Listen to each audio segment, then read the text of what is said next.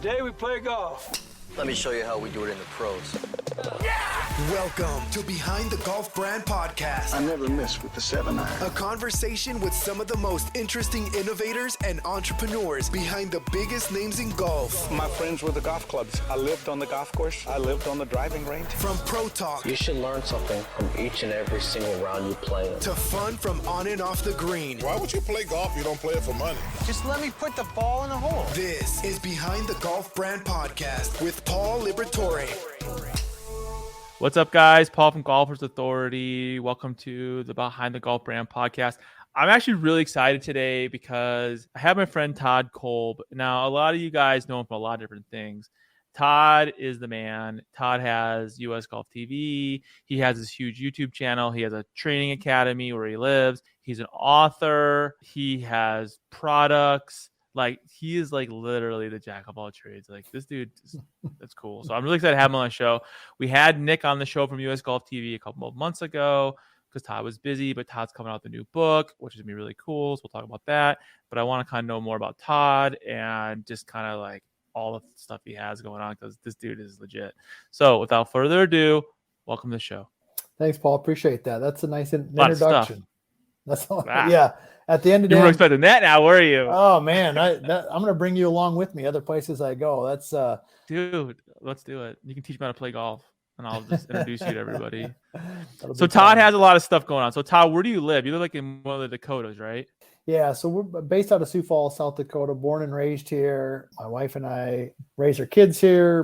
My parents, lucky enough, are still here in town, and it's been a good place. Sioux Falls is a great community. It's a good business community, and yeah, that's where we've been from day one. I know you're good at golf. I always ask that question. So tell us your story. So you grew up in Sioux Falls, right? Did you go to like how'd you get into golf? Was it your dad or your mom or what? Yeah, good question. So my dad by trade is a fireman and my mom is a school teacher. So we're pretty Midwestern people, fireman and school teacher. And my dad took up golf later in his life, meaning, well, not too late, but I mean like 30, right around that time frame. And so then he introduced us to the game. And I have two sisters who both played a lot of golf when they were younger, both played Division I college golf. And so he introduced us to the game. It's been a wonderful, game's been really good to our family. It's been my career for almost 30 years now. Both my sisters were into coaching for a while. Now they're in different areas. But yeah, Dad introduced us to the game, just developed a passion for it. And, I went and golfed last night with my son and my daughter, and my wife came along. So it's been a great sport for our family. You grew up playing golf, but then when did you become a PGA professional? Yeah, so out of high school, I went to the University of Nevada in Las Vegas, UNLV. That would have been 88, 89. Played on the golf team there. Was living in Vegas, went from Sioux Falls to Vegas, which is a pretty big culture shock. Like night and day difference. It was totally night and day, especially in the late 80s. And was there for 2 years, played on the golf team there. And then I transferred over to New Mexico State in Las Cruces. Got in their PGM program, which is professional golf management program. Played golf there for 2 years, got my degree, and then became a member of the PGA in 1993, so quite a while ago. And then moved back home and started in the Golf Academy shortly after that. And so I've been a member of the PGA for, since 1994, I think is when got my actual So then you moved back to Sioux Falls, and then is that when you started your academy? Yeah. So I started I met, like a lot of people, I got introduced to golf, of course, through my parents, but my first job was actually as a caddy. And I met a gentleman by the name of Dave Hanton, became a lifetime mentor for me and a wonderful friend. And he opened up a new golf course here in town called Willow Run Golf Course. And so I went to work out there like most guys do. I was picking the range, cleaning the carts. Then I worked in the shop. This was all through late high school and in college. And then when I graduated college and got my PGM degree and was a member of the PGA, I wanted to start teaching. So I approached him about it and said, "Hey, Dave, I love golf. I want to teach the game." He said, "Sounds great." And let me set up shop on the driving range. And I started with 0 customers and a few range balls, and off we went. So he really opened up the door for me to start my business at the golf course that he started. And here we are. So is that your academy you have now, right? Same academy, or did you change? Yeah, so the academy we merged with Sanford Health, which is a healthcare network in the Midwest. It's a great organization, and they approached me a little over 5 years ago as they were starting to get involved in golf. They've been involved in sports. So Sanford Health is also involved in sports, and one of the reasons that they're involved in sports is to basically enhance quality of life in the communities in which we provide healthcare in. So golf is one of those areas, and so the academy merged just over 3 years ago with Sanford Health, and now it's actually run by them. And we have a new gentleman, Sam Bosser, leads the golf academy specifically and runs that specific area of it. My job has changed at Sanford, where I'm now involved in all sports, not just specifically golf. So you're still doing that though? Are you Oh, still yeah. actively doing? Yeah, so actively involved. That's where I spend, 99% of my time is over there. And then over on our USGolfTV side, which that's a company I started over a decade ago with my business partner, Nick, who's been on your show, just a great guy. We've been business partners for, 12, 13 years now. And he runs all the day-to-day operations, him and Jordan, our main team over there. And then my role within the company is one of the owners. Is I also do some of the stand-up, some of the golf tips, some of those types of things. But from a day-to-day, You're the star. Are we talking about some of it? You're the star, dude. Well, it's a great. Nick has never been on camera. On camera. Come on, you know that. Oh, we're getting him on. I'm trying to get him on camera more often now, though. I even asked him that question. He's like, you might have seen me walk by once during a video, but like he said, he's like, will never go in front of camera of being behind it. He's good at what he does, though. You've been teaching, right? And then you started US Golf TV. When was that? 12 years ago, you said? Yeah, it's been well over. I'd have to look exactly. It's been at least 12 to 14 years ago. It's been a long time. So what was the play on that? Like you just wanted to make a website to provide material on how to get better at golf, essentially? Or wasn't that like on live? Wasn't that like on television, like television? Yeah, it's interesting. So the backstory on it is I had a neighbor by the name of Mark. He owned a video production company, and we were friends. We were neighbors, kids kind of similar age. And he approached me and said, "Hey, you're a golf instructor. I produce video. Why don't we let's do some video golf tips together and start a website?" And I'm like, "Yeah, this sounds great." So off we went and we kind of did that. And then shortly after that, we were approached by Midco, which is kind of a regional sports network here in the Dakotas, Iowa, Minnesota, some things like that. And they were looking to expand their programming. So they approached us about doing a TV show, so a half-hour TV show. That's how it all started. So we put together a half-hour TV show with some golf tips, some product reviews, just general news on golf and things like that. And off we went. And we did that for about 3 or 4 years with them. And that's how. So the original US Golf TV was truly a 30-minute TV show. And then just over the course of time and changes, it evolved into more product reviews, business development stuff, products, digital products, things like that. But at the core of it, the core has always stayed the same. The core has always been to provide information for the average golfer to help them play better golf and enjoy the game. Now, your YouTube channel is pretty big, right? It's gotten there. That's a lot of credit to Nick. Nick's been the driving force behind that. He's the guy who just pulls it together week after week. And yeah, I think we're at, I'd have to look now, maybe 185,000. You got a lot. You have 184,000 subscribers, dude. Like, and I love how you're so like, you're just like, yeah, I help out on it. It's like, you're like the dude in the videos, like every single video, it's you teaching somebody like how to do something. I think it's so cool. I met you guys 4 years ago. Nick and I became friends. I had just started out. I didn't really know you. I mean, this is the first time I actually have talked to you, to be honest. I've talked to Nick a million times. I've helped Nick and I and Jordan have all worked together and helped each other out and whatever, just friendly, right? I'm like, Midwest values. That's what I can say. It's cool to have you on the show because like I've known you from afar, right? And I've seen your content. You make fantastic content, by the way. Thank you. Because it actually helps people and there's no agenda, right? Like you could tell in certain content with just an agenda behind it. And there's really not. It's just like, hey, you want to know how to do this? Do this. And I think like that's why I think you guys have grown so much because you have so many facets of your brand, right? Like you have the website, you have US Golf TV, that's its own little silo. You have your YouTube channel, which is pretty freaking big, 184,000. That's a lot of people. And are you publishing new like how many videos are you guys doing a week right now? Like publishing? Yeah, so first of all, thank you for that. I've really, Nick and I from day one have really tried to pride ourselves into, I've kind of had this golden rule for myself in everything that I do, from golf instruction to business products, whatever it might be. And it's pretty simple. And that is that the person in front of you must improve. So if I'm doing a golf tip, I'm thinking, okay, who's the person who's going to watch this? Who's the person who's standing in front of me? How am I going to help them get better? If we're doing a business deal, of course, we need to get something out of it. We got bills to pay. We got staff to support. But how can I help that person in front of me also, get something out of it? So there isn't. I appreciate your words on that, Paul, because there is really no agenda. At the end of the day, we're just trying to help people play better golf and enjoy the game. So from a content standpoint, yeah, we're doing about 3 new videos a week. Now they're not all brand new. Nick and the team are great about, repurposing some of the content or taking something from somewhere else and putting it together with something. And the team's gotten pretty efficient right now. So Nick and we're probably like an old married couple. I mean, we can set up the camera and I know exactly where he's going to go shoot with it and know the angle and know what you're trying to do that day. Right. Like, yeah. I mean, it's like you're publishing. I'm looking at your channel right now. Like you're literally releasing a video a day. It looks like. Yeah.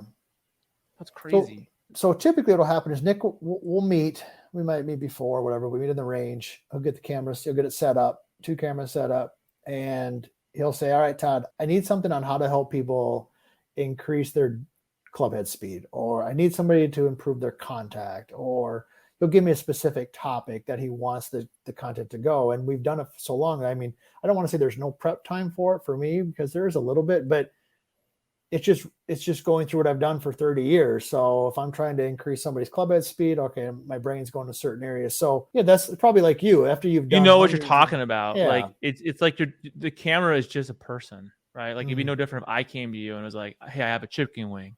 How do I get rid of it? Right. Or like, you'll just know and you just go into the lesson. It's not like, okay, well, let's figure this out. How do I teach you? It's almost like natural because you've been doing it for so long.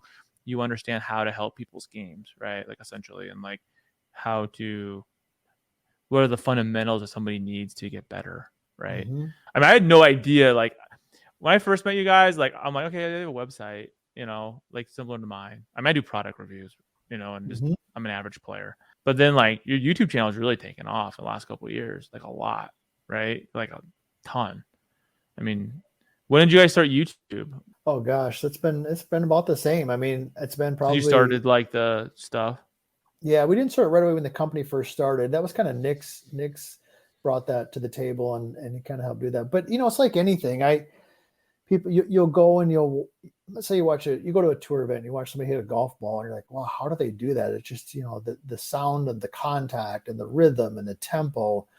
But you don't see the years and years and years of buildup. You just see the finished product. And so it's been a slow process, but once you kind of get going and you just consistent with it and you have a good understanding of what you're trying to deliver to your audience, your audience, it just takes time. There's no quick way to it. You know what I mean? Yeah. Like some people think that you just can start making videos and it's going to blow up right away. And it just doesn't work like that. Like, I mean, if it's some trending topic, maybe, I mean, I don't really know, but like with instruction, like, I mean, there's years of foundation there built before you even make the video, and it has to work, right? Like essentially whatever tip you're giving, product review is different, but like whatever golf tip or instructional thing, like it has to work, right? Or it has at least help somebody. It may or may not work for them, but at least it's legit and not like I could never do that, right? I could never be like, oh, you want to do this? Like do that. Don't take the lessons from me. But I mean, I think it's really cool to see like how much your channel has grown. And I mean, that's just a testament to your team, and your team's not that big, right? I mean, I know three, 4 people, like, but they're all hardworking, all have the same agenda. They're all trying to get the work done and focused. And I think that's really cool.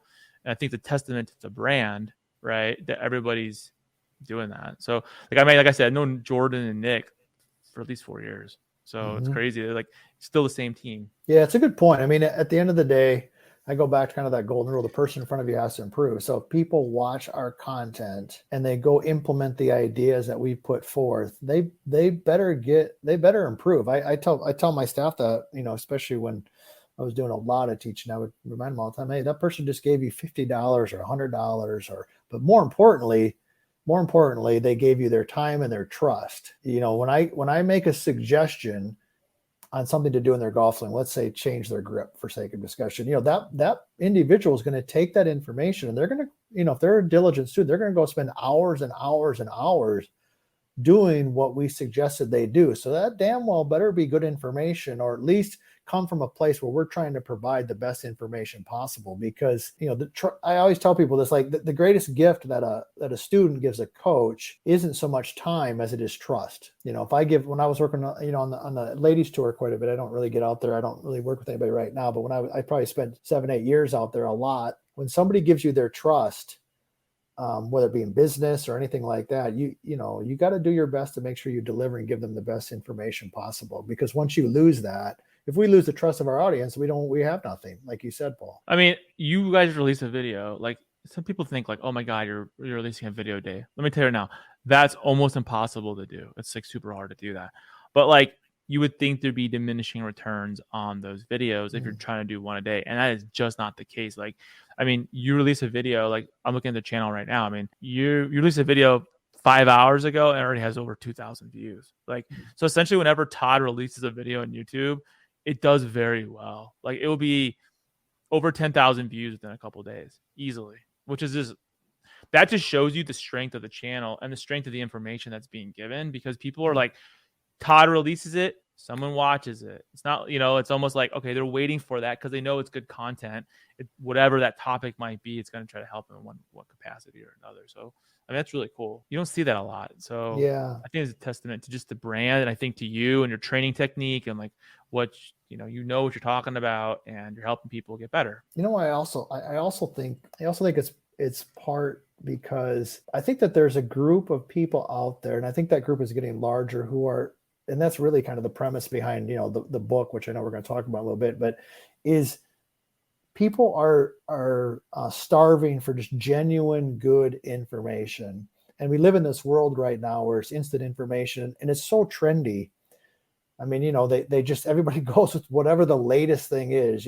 This particular person wins the golf tournament, so then the magazine's got their swing on the cover, and they're telling, a guy who's 65 years old. But they're all connected. That's the thing too. Like, that's what, when I started the same thing, it was like, there's so much BS out there, and there's so much like pay to play, right? So essentially, like, you want coverage. I have brands will say, oh, look, I got into golf.com, and I read the article and I'm like, what did you pay them? Like, it's obvious. Like, not an average golfer might not notice that, but when you see it, like, it's the industry, right? So I think like people, I agree with you. I think people are starting, I mean, as technology increases and people can start giving out free content that actually helps them, then they're going to realize like, oh, that's all just bullshit. Like, honestly, especially with product reviews and like, you just know. Oh yeah. But I think I was just going to say, it's you guys are the opposite, because you're like me. You're just like, we're independent. Like, no one sponsors us to like talk about your product. But I think it's a great time. It's a great time that we live in, because never before would I have thought that 2 guys in Sioux Falls, South Dakota, 3 guys with George, could produce a video that, like our one chipping video that has over 3 million views. I mean, it's a chipping video. Like, yeah, I mean, if you weren't one of the big players, and I'm not going to name names, but or who could have thought, could sit down and write a book and put it out there, and it's such a great time that we live in, where anybody, if their information is good, I mean, this is what I was being. I mean, good players, golfers, they eventually find good information. They just find them. I mean, I've seen coaches who nobody's ever heard of, who, they don't teach over on a gravel road, but they're in a dumpy old driving range with bad range balls, and they're busy. Why? Because their players get better, and I think people are starving for genuine good information. And we usually, I use the analogy a lot that our company there's like 2 types of horses. There's show ponies and there's workhorses, and our company is workhorses. We're not flashy. We're not in, LA. We're not, we're just regular folks from Midwest who work hard every day and try to provide good information. And sometimes, the show ponies, they come and they go, and like, look at this person, they're the hottest late thing, and this was the crave. But in a couple of years, nobody's, you don't hear from them again. So that's just how we believe. It's what we've built our business on, and it's how we deliver our information. Yeah, I mean, it's crazy. Like your view, like I said during the show right now, like I was just checking the channel out, and I mean, you can look at view per hour, and they're getting like 250 to 500 views per hour on like new content, which is just like crazy. I mean, it's because it just shows you that people want to consume that information because they know it's good information and it's not just crap, right? Or like entertainment value or something like that. So when you do the videos, though, it's mainly, I mean, you have your team behind you, but you're giving the instruction on whatever the topic is that day, right? Whether it's chipping or driving or chicken wing or whatever. It's just kind of, you're getting a lesson essentially, right? How to fix it. Yeah. Nick and I will come. Sometimes he brings ideas to the table. Sometimes I'll bring the ideas to the table. Hey, I'm seeing this in the comments a lot. That's the other thing too. I mean, I literally look at every comment and I respond. I'm not going to say I respond to every single one of them because that would be, but I bet you I respond to probably 70, 80% of them. And I read every one of them. And that's where a lot of our ideas come from. So like I go back to that same philosophy. How can we help the person in front of us improve? If it's through YouTube, it's an email, it's a lesson on our driving range here. Like, how do I help that person get better? Let's deliver information that applies to them. And we've really started to gain some, as I've gotten older at 52 myself, I don't move and swing and practice like I used to. So some of our information has really started to also transform into what we call the experienced golfer who's been around a little bit, 63 years old, newly retired, just had their knee replaced. What about information for them? So that's kind of in our whole vertical line coaching system and our vertical line system stuff, that information geared specifically for this particular stage of life. That's another area. Like, you see Bryson DeChambeau do something who's in his 20s. Well, I mean, the guy who's 75, he can't swing like that. I mean, it just doesn't, so what about that guy? What's out there for him? And so we've also really kind of tried to gear a lot of our information towards the everyday golfer, like the person who's just at the local muni or the country club and loves golf. There's a lot of people like that. I think like they're overlooked. I think like industry thinks that like those people don't exist, yet they're like the person who buys all the stuff, right? So essentially, like, there's just a lot of bad content out there by the big boys that like nobody watches because it's all like commercial, right? Essentially, and it doesn't help them. It's just more like a brag fest, right? Or like, oh, look who's in this video, and it's like, yeah, but who cares? Like, I watch that on TV. Yeah, people. Like, I mean, at the end of the day, they just want to play better golf. That's it, right? Like, they just want to know, does that thing work? Does that product work, or is that BS? How do I chip better because I suck and I don't want to go spend a bunch of money on lessons? I can watch Todd teach me how to chip because essentially I'm going to get a lesson from Todd, who's a 30-year PGA professional that knows what he's talking about, right? And essentially, like, for you guys though, like, you've done other stuff though, right? Like, 'cause you have that, but you also have like hard goods too. Don't you sell some hard goods? Yeah, so we've been kind of branching over into that area as well too. So that's why I'm really blessed. So I'll have these ideas, and they all, like I said, I know I'm repeating myself, but it's important that they come from a place. Okay, how do I help this person in front of me get better? What do they need? So we've been talking a lot about the content and the information, but even from a product standpoint, is a golf club that's designed and hit by a PGA Tour pro also the best design club for somebody who's got a swing speed of 87 miles an hour and can barely hit their driver 220 yards? I mean, of course not. And that's where club fitting has made a lot of progress. I mean, club fitting and those things have made some real progress and things like that. But so training aids, we got a couple training aids that we just launched.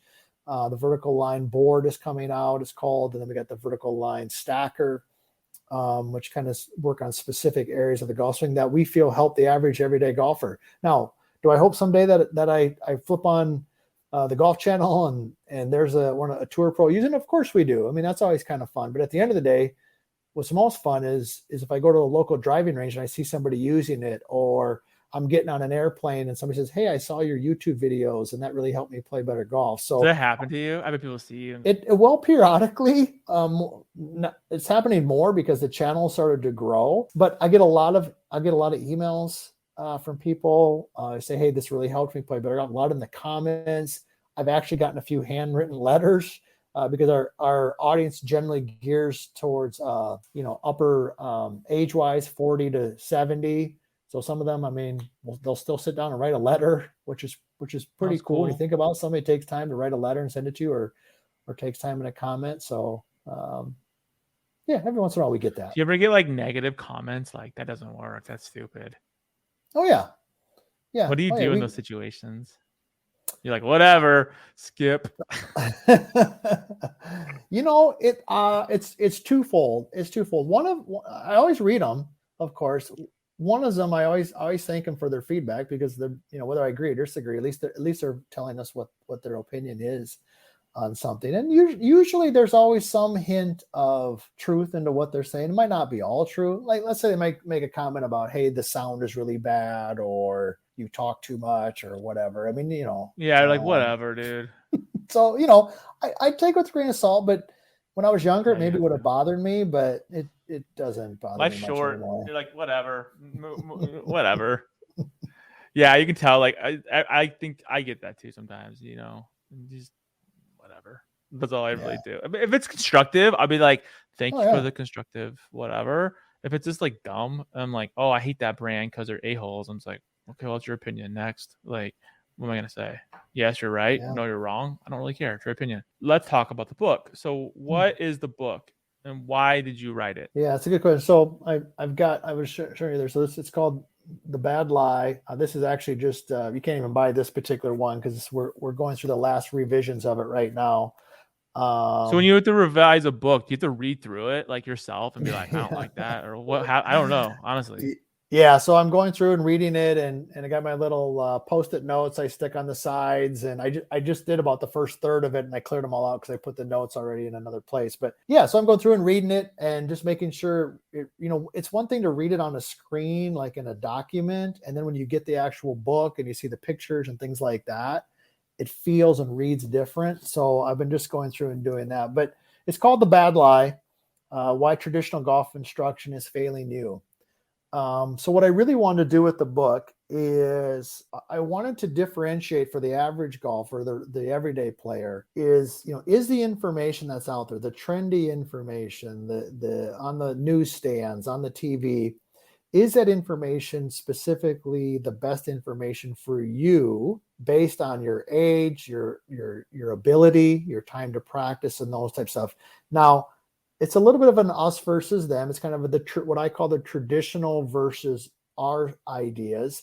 And I'm always very clear, and I hope I conveyed this well in the book, that I'm not by no means saying that the traditional coaching or the current information out there is bad information. I'm not saying that at all. Obviously, the information that a tour pro is getting is working because they're on the tour. So really try to hopefully make that distinction. The question is that the right information for you, Jim, who's 58 and just getting ready to retire and has a bad back? And so what I wanted to do is provide information that was specific to those types of people and where they're at in terms of available time, talent, and where their body is at that stage of life. So that's really why I wanted to put the book together.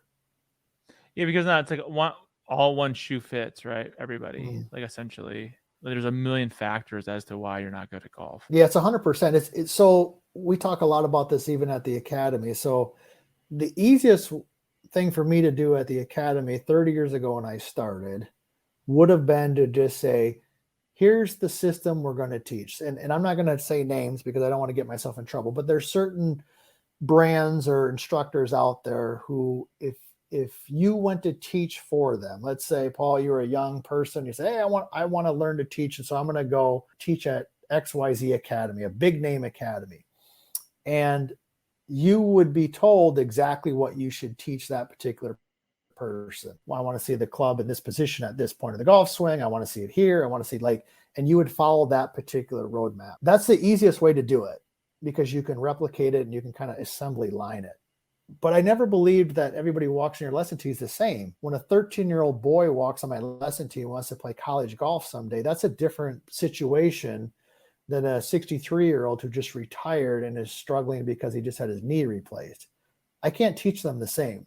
So I always challenge my team to look at the person in front of you, develop a specific roadmap for that person based on your knowledge and your expertise and all the stuff that you've done, and you lay that journey out for them. Now, that's hard because everybody's different and that requires more time and wisdom and experience because you can't just follow a book and a system. but I think it's the best way to do it. So what's the book talk about then? The book, basically, the first couple chapters, we talk a little bit about, okay, here's basically kind of laying the groundwork for, is the information that you're being fed on a daily basis from mainstream, is that the right information for you? So my first goal was to open up their eyes. Say, when information comes your way, just ask yourself a simple question. Is this something that is good information for me based on this particular stage of life and where I'm at for practice? If Dustin Johnson does this particular wrist angle at the top of his backswing, okay, that works for him, but he can also dunk a basketball. He's a world-class athlete. Is that going to work for you? And determine that. So that was step number one. Then I dive into some of the distinctions. So let's say, for example, in the setup, one of the things that a lot of amateur golfers struggle with is the ability to compress the golf ball and hit a draw. They tend to hit it thin and they slice it. So we build in specific things within the setup. So instead of having somebody set up perfectly square to the target line with a very neutral grip, we close their stance a little bit. We move the ball back in their stance a little bit. We give them a little bit of a stronger grip. And all of those things are built in to help them hit a nice high draw. Okay, so we kind of walk through each step to talk about the grip and then the setup and the takeaway, and we work our way all through the golf swing, kind of showing, okay, here's traditional, works well for a lot of people, and then here's our vertical line swing concepts that might be better suited for you based on where you're at. And then we work through the same thing in the chipping and the putting, and then some common faults and fixes. So it's really kind of an A to Z book, but the real premise and the theme behind it is the information in here is really geared towards the everyday player and what they can do to help themselves play better golf. So when is the book coming out? Well, you can order it right now on Kindle, and we're doing the first revision of it right now. Like I said, the final kind of read through and making the final adjustments, and then it'll be available, in actual book format in a couple weeks. So certainly by the end of July. Part of it is just how quickly we can get through the edits and get those types of things done, and then it'll be ready to go. Are you publishing it through Amazon or a publisher? Yeah, Amazon. You'll be able to find it on Amazon, Barnes and Noble, and then Bad Lie Golf. Also, you can go there and on the website and get it there as well too. Is this your first book, or have you written other books? No, this is my first book. So, and I, would you do it again? That's a tough question. You know what? The person who helped me write it, her name is Abby, of course, and Nick kind of helped me put together all the concepts and the ideas and put it in video format. And then Abby kind of helped pull out my voice on that. And she did a phenomenal job. It's a lot of work. I couldn't imagine how much work that would be to write a book. Yeah. Let me put it this way. Will I do another book? I honestly think I will. Maybe, but I'm only going to do it if I get Nick to raise his hand and I get Abby to raise her hand, and then Jerice did all of our design stuff with it. If I have my core team together, You'll do it. Yeah. But it's a lot of work. I mean, it's kind of cool. It's cool that you're doing a book like that, where it's like, this is kind of almost like a playbook for somebody who wants to get better, but not like, it's not the mainstream stuff, right? Or it's like, it's more from just with the lessons that I've been receiving. Like, I've learned that unless you're playing a lot, you don't know how to fix your swing. You don't even know what the problem is, right? Because you're not swinging the golf club enough to know, like, oh, it's, and then at least someone who's professional can say, like, okay, you're pushing it a lot to the right, so let's change up your stance, let's change up ball placement, and we'll kind of overcome that shot because that's what you're doing. And, and it's almost like, unless you're hitting a ball hundreds of times a week, you would never know that. Right. So I think it's kind of cool to come up with a playbook and be like, look, if you're slicing, try this, and kind of show people like ways that they can get better quicker without having all the time invested of hitting thousands of golf balls and troubleshooting their swing, essentially. Yeah, that's a good point. That's chapter 19. That's what we call early club face rotation ball. So that's like you said, when people are slicing the golf ball. So I look at it from a standpoint of the average golfer. So we cover that, like I said, in the book in chapter 19, where they rotate the club face open. So like even our takeaway position is a little bit unique and different than what we might call the traditional. So I don't care if you're slicing it, you're having trouble with your driver, you're scared of bunkers, putting. One of my favorite parts of the book here is in the putting, where we have this section we talk about the putting template, how you set up. So I'll give you a little bit of insight on that. So for example, we've tested hundreds and hundreds of golfers. And what we found is that for the vast majority of them, the distance from the ball can really dictate how the putter moves. They stand further away versus closer. But for most golfers, the length of a putter grip, I should have one here in my office, but the length of your putter grip is about the same distance that their toe line should be away from the golf ball, or i.e. the target line. So if they take just their putter grip, put it on the ground, and they put a little line on one side of the grip and a line on the other, one side would be where the ball is, one side would be where their toe line is. So that specific example gets them the right distance away from the golf ball. And if we can create that consistency in their setup, then their eyes get into the correct spot. They start seeing the lines the same, and then their stroke improves. So there's some real gems in there specifically related to setup and some stuff that can really help people play better golf without going to the range and spending hours and hours hitting golf balls. Yeah, it's the little things that like help you remember, right? Like, oh, it's whatever thing you learn by practicing a lot, or it's more of a tip that can be like, if you do this, this will help get rid of whatever, or help you know how far back to stand from the ball. Or, I mean, do you find that most golfers are self-taught? Because I feel like it is. Yeah, I think most golfers are generally self-taught. The other thing too is that a lot of golf instruction out there gets real deep real quick. You know, it's one of the things I actually learned from my dad, who was a fireman, who taught me and both my sisters to play golf. And we both, you know, were fortunate to play Division I college golf, and he was a fireman. You know, but one of the things he really did well for us, and maybe he didn't even realize it at the time, is that he just taught us basic, core, simple fundamentals.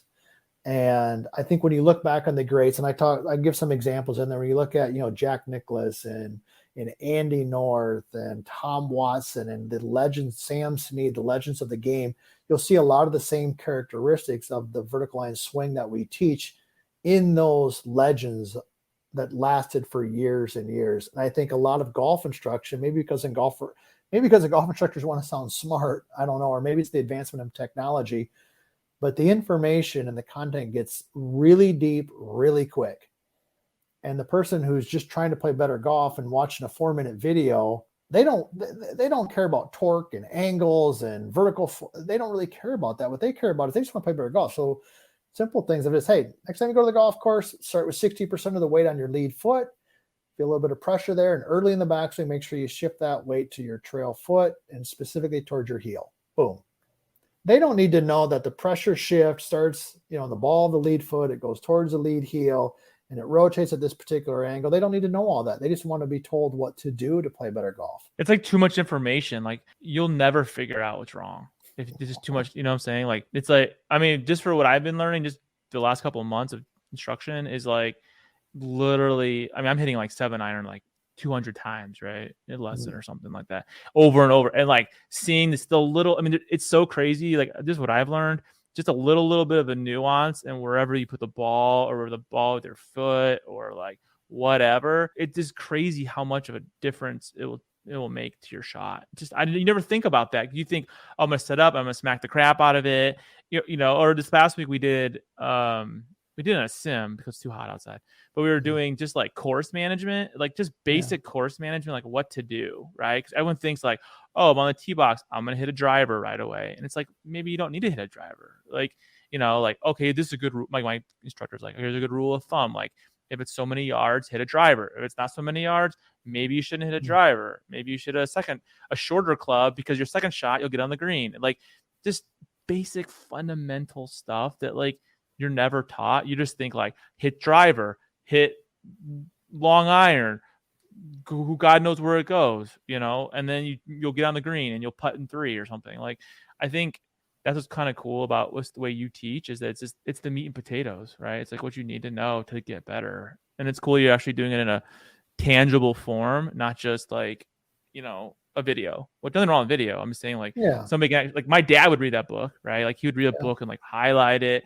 and take notes, and he would do whatever, you know. And I think like that's kind of cool that you're doing that. You'd write a lot more books, man. Why don't you write a book on the vertical line swing? That's like your big thing, isn't it? Yeah. Oh, it is. Yeah. And there's a lot of the concepts in the book, you know, The Bad Lie, in on that. And I'm a big believer in clarity. I've been fortunate enough to be around some great players who've won tour events, won major championships. And I've learned a lot from them. I've learned a lot. But one of the things I've learned is clarity and simplicity go a long ways. I mean, you know what it's like. I don't, you know what it's like, Paul. Like, if you're standing on the 18th tee box and you're trying to beat your buddy out of a Diet Coke or lunch, or you're trying to win a major championship, you're trying to hit a jumper to win the NBA championship. You got to have trust in what you're doing, and you got to have clear simplicity. It's like, hey, whatever it is, And so I've just always felt like the best players understand what it is that they want to do, and just because something is simple does not mean it's easy. People think of simple and they think easy. That's not the case at all. Simplicity can be very difficult because you got to do it over and over, and that's really my passion, my mission, whether it be the book, our US Golf TV, our YouTube channel, our website, our products, whatever it is just trying to take a very hard game and try to make it as simple and digestible as possible. So when somebody walks to the first tee, they've got one thought in their head and hopefully can play some better golf. Well, it's funny because through just the lessons I've had lately, I mean, you realize that when you're self-taught, you make the game so much harder than it needs to be. And like, it's a lot easier of a game once you just kind of know the basic fundamentals of the game, and I don't know, like, you don't need to crush the crap out of the ball every single time, right? Or you let the club do the work. Essentially, you don't need to be the power behind the club. And like, just, I don't know, I think it's cool that like that's kind of been your, what you've been doing since the beginning, right? Like just teaching people for free, essentially. I mean, through online stuff, like how to get better that actually works. And then it's all not just like, this is the new flavor of the month, do whatever weird ass swing that so-and-so is doing, or something. Well, that's more tailored. It really is. Like, I'll give you a specific example of that. And this is where I'm a little bit of difference of opinion than a lot of instructors in the golf industry. And I talk about this in the book, there's this huge push right now towards distance, distance. And I'll be the first to admit distance is important. But when I see people struggle with golf, when I see a high school kid struggle with golf, or even a 52-year-old guy or female struggle with golf, it's generally not because they can't get to a par 3 in one shot or a par 4 in two shots. It's because they're in the trees, they're in the weeds, they're out of bounds, they're chipping twice, they're 3-putting. It's not because they lack distance. Most people these days hit the ball plenty far to shoot scores in the 70s on a regular basis, but they cannot control their golf ball. It's all over the damn map. But yet the industry is like, you need distance, you need distance, you need distance, because it sells, and it's sexy, and it moves product. But at the end of the day, you got to hit the ball in the fairway. Because if you're not controlling your golf, you don't have a chance. The other part of this too is that, but people will say, well, what about the tour? And they, bomb and gouge it. I'm like, okay, that's true. But once again, it goes, I mean, I hate to keep pitching the book, but it goes right back to exactly the book. When a tour pro hits the ball in the rough or the trees, they have an arsenal of shots that they can hit to get out of that. They know how to do it. They know how to do it. The average person hits the ball in the trees, they're chipping out sideways. They hit the ball in the rough, they're just chipping out with their wedge. So a mistake on a missed fairway for an average golfer is not the same as a mistake made by a tour professional. Yeah. And this is the thing that the industry doesn't tell Jim, who's watching golf on TV, who's 57. He thinks like, oh, I'm not shooting in the 80s because I don't hit the ball far enough. It's not the case, at least in my experience. One thing I've been doing when my instructor's been telling me is like, keep my score. He's like, just like put down every shot you hit and where it went on so you can go back and reflect upon it and like, where am I screwing up, right? Essentially on that whole round. And for me, it's like, it's so apparent because I can see it and I'm like, okay, I can't hit a lob wedge, right? I hit shitty out of the sand and my putts are all good. My mid range is great, but my driver kills me. So it's essentially I'm hitting a bad driver shot, saving it with a hybrid or a mid iron, right? Doing a bad chip or two, and then I'm gonna putt for two, so I'm gonna get a 5 or a 6. And it's like you start seeing like these are my trouble spots, instead of like, well, I just suck, I need to hit the ball farther. Well, it has nothing to do with that. Like maybe I should hit my driver because it's gonna go to the right, or I don't know. I just think it's more fun when you actually start realizing what you're doing wrong instead of just being like, why am I so bad? Right. Essentially. So yeah, it's a good point. You're getting good counsel and good advice there, it sounds like, because I like to call it stackable skills. I mean, I think that when you look at really good players, whatever level it is, they're solid in a lot of areas. Like when Tiger Woods was dominating, right? He was just dominating, winning majors by 12 shots. It was hard to say what the best part of his game was because he was literally good at all of them. He was driving it long, he was driving it straight, he was making putts, he was chipping, he was hitting his irons. And therefore he was the number one player in the world at the time, the most dominant player in the game. When you think of players at your local club or in your foursome or even on the tour who are identified with one specific skill, Bryson, let's use him as an example. When people think of Bryson, they think of distance, okay, which tells me that obviously he's long, but that also tells me that maybe some of the other parts of his game aren't as good as they need to be in order to be that really good player. But you look at Scheffel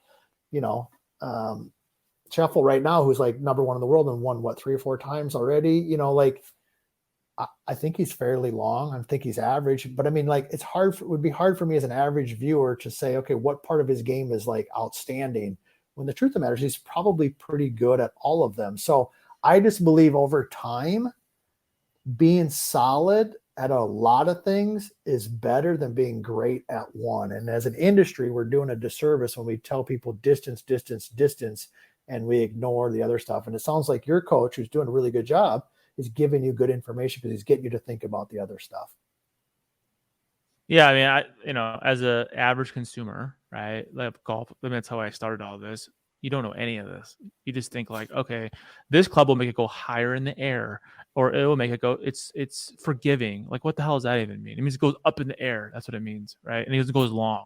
Like, let's call it what it is, right? Like, oh, it's distance. Okay, you didn't hit the crap out of it, but if you hit the ball bad, it's going to be in the woods, and you're never going to find it. Like, essentially, like, I mean, it's always the right adjective to explain what something does, but at the end of the day, like, does it really matter? Is that what I really need? Is the newest and greatest always the newest and greatest? No. I mean, let's just hire marketing hype. I mean, seriously. So I think it's cool that you guys are similar in that way, where you've always kind of like with your product reviews, you've done the same thing. You're like, hey, this is whatever, this is how it works. Check it out. You might like it, you might not, whatever. But with your instruction, it's more for like, this is what you really need to know to get better. And that's what you're doing with this book. It's like, hey, this is what you need to know to get better. And now it's in a tangible form. You can have Todd sign it for you. Yeah, we could do that for sure. I mean, I think part of it is just, our information is, when we fully are aware, it's not for everybody. If you're a real golf swing, I don't know what the word is, gearhead, or, what, the golfing machine book, if that's your angle, and there's nothing wrong with that, but if that's your angle and that's what excites you about the game, we're not for you. There's other channels out there and other books and places you can go to that, guys who are hell of a lot smarter than I am, who can provide that information. We're pretty simple. We just provide good, simple, solid information for people who just love golf. And that doesn't mean that they don't practice and work on their game either. The same information I share in the book and I share in the videos, the same information that I use when I was working with the girls on the tour, to my Division I college players, to my high school players. I mean, it's this, there's the same theme. I mean, when I was on the driving range at a tour event, lots of times a lesson would be something like, hey, just keep it clean at the top. Smooth out your transition. Make sure you get turned in your hip on your backswing. It wasn't this like in depth, get the club at a 33-degree angle, and then drop it in the slot, and then torque on your left heel. Like, now there are people who are on the driving range who are teaching that way and were great teachers. And then they had students who learned and liked that. That just wasn't never my style. No, it's cool. I mean, I just think it's fascinating because I could talk I could talk about this all day long.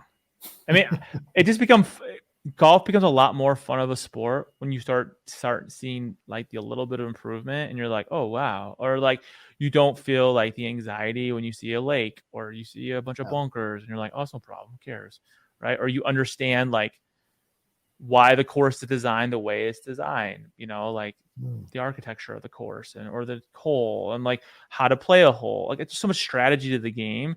And I think just learning the basic fundamentals and knowing that you can rely on your own skills, that none of that matters, right? Like, essentially, if you get to a point, I'm not saying I'm at that point, but if a player can get to a point where they can rely on themselves and not be like, oh crap, here comes the sand, oh crap, here comes the lake, like, just do it, because they've done it a million times before, right? It's no different. Their swing doesn't change. It's just all this, I don't know. So I think that's cool. That's how you guys kind of teach, is like, this is what you need to know to get better.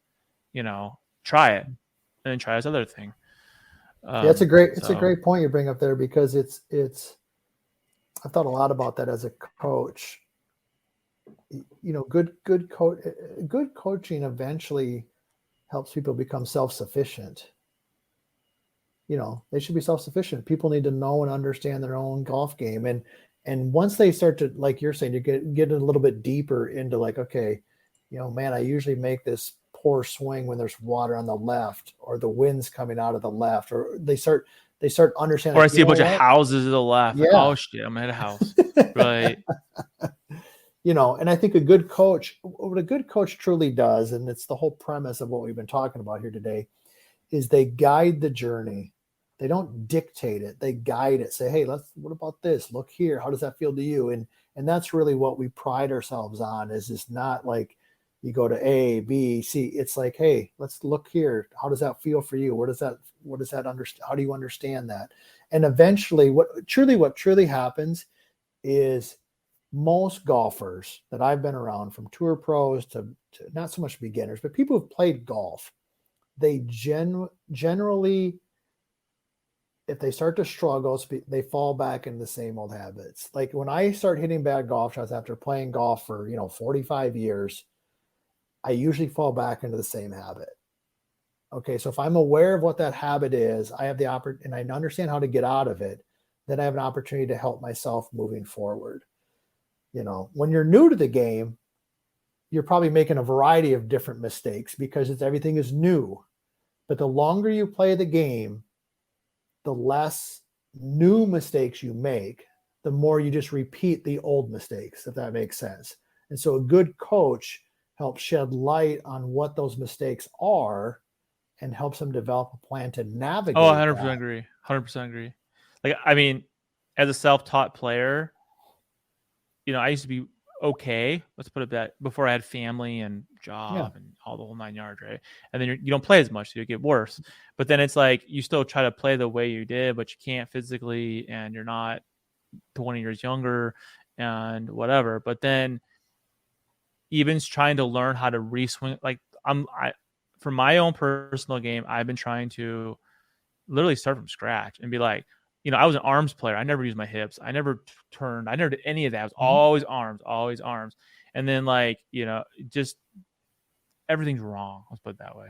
But then as you start practicing and you realize like when I see a bad shot and it goes to the right, I already know what I did wrong at that point. I'm like, oh, I went back to my old swing again, right? On that, like, automatically, because everything all my setup was correct. So essentially, like, my rotation was what it used to be, not what it should be. And then I've been recording a lot of my videos. I'm gonna start posting them on YouTube, like just me playing 9 holes or me playing 18, and me rewatching that. I'm just like, oh my god, because you can see it. You can see like the driver is like over your head, right? Like, it shouldn't be over your head, And it's like, oh, there's a chicken wing. Oh, that's why the ball went right. Not instead of trying to digest it at the time of shot, and you don't know what the hell's going on. You're already like, oh man, a bad shot. At least you look back and go, oh, I'm still doing that crap. And I think like, I don't know, it's, to learn just what the basic, whatever that player's basic mistakes are, to then try to get better is, key. Yeah, it's beauty. I mean, you're getting good. Like I said a couple times already, sounds like you're getting really good direction and coaching there, because it's, it's more self-discovery and the role of a good coach. Well, I've learned so much in the last, and it's like, he's not a pro, like he just somebody's really good and like who's taught people, and he's like, all right, I'll show you how to do it. And I was like, holy crap, like this game's so much easier when you know what you're doing. Like it's fun, like it's not a challenge. I don't know. I don't know. I love it. So that's why I think we all play. But you better send me a book. Oh yeah, because I want a Todd Kolb special. I want a signed book. Oh yeah, I'll do that. I'll be like, 100%. I'm gonna tell Nick. And yeah, make sure you connect with Nick, and we'll get one to you, and let's get one to your dad too. No, yeah, he'll probably try to steal my book. He steals all my good stuff. We'll give him one too. We'll give him. He thinks this is like a buffet. He's like, I'll take that, and I'll never get it back. And I'm like, come on, Dad. Well, I really appreciate you being on the show today. Like I said, been a fan, worked with you guys for a long time. Finally glad I got to talk to you, because I know you're really busy. And I'm really excited about the new book coming out. So where can people find the book? I know you said Amazon and Barnes and Noble, but what was the website for the book itself? Yeah, it's called badliegolfbook.com. Badlie, L-I-E, golfbook.com. They can get it there. They can go to our USGolfTV website. They can email us there. We get it to them. Like you said, Barnes and Noble. It's going to be available there. You're going to sell a bunch of them, dude. I already know it. Oh, I thank you. I hope so. We just want, like I said, we just we want to help people play better golf, and we want them to just think about what information they're digesting. Is that the right information for them? Dude, I get emails from Todd like every day. Every other day I get an email from Todd. Todd's tips. Like I swear to God, it's like Todd Kolb, and it's like for real, I've gotten those for years. They're great. You guys need to get on US Golf TV's email list, like for reals, because like they give out so much good free content on like how to get better at golf. Like all those email lists are crappy. Like this is not a crappy email list. Like this is all good content, and so I don't know, support them. They do good work. Well, thank you for being on the show, and I really appreciate it. And I look forward to doing more with you guys in the future. And I will see you guys on the next episode. Thanks for listening to another episode of Behind the Golf Brand Podcast. You're going to beat me at golf? Stay connected on and off the show by visiting golfersauthority.com. Don't forget to like, subscribe, and leave a comment. Golf is always more fun when you win. Stay out of the beach and see you on the green.